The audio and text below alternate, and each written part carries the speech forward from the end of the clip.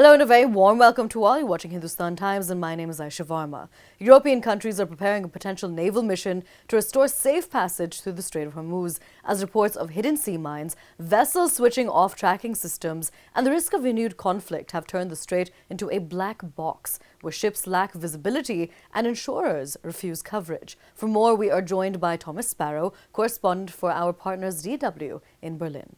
Thomas, what would a German or broader European mission in the Strait of Hormuz actually look like? A German mission in the Strait of Hormuz would actually be of defensive nature. It would not be a combat operation, and it would most probably focus on an area actually where Germany does have significant expertise, and that is demining.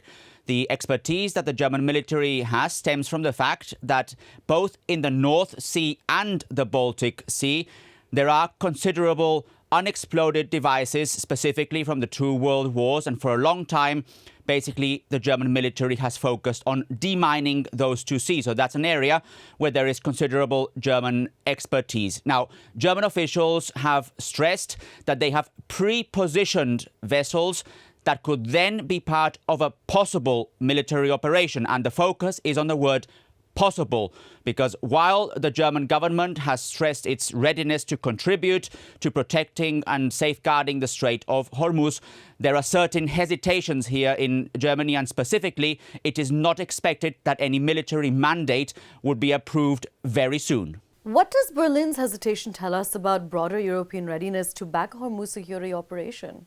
The hesitation is based, on the one hand, on the fact that German and European officials believe that that is not a war that they started, and as such, they do not want to be involved in any kind of open-end conflict or open-end war. However, at the same time, there is an understanding in Germany and more broadly in Europe that Europe is being affected by the impact of the war in Iran, and specifically when it comes to the economy here in Germany and the broader economies in the European Union. And that's why European Union countries, specifically countries like Germany, France, and also more broadly the United Kingdom, have also indicated their intention to play a role when it comes to securing the Strait of Hormuz. But the hesitation, specifically from the German perspective, is that on the one hand, the German government wants to see whether any kind of agreement is actually lasting, whether any kind of agreement between the US and Iran is actually long-standing.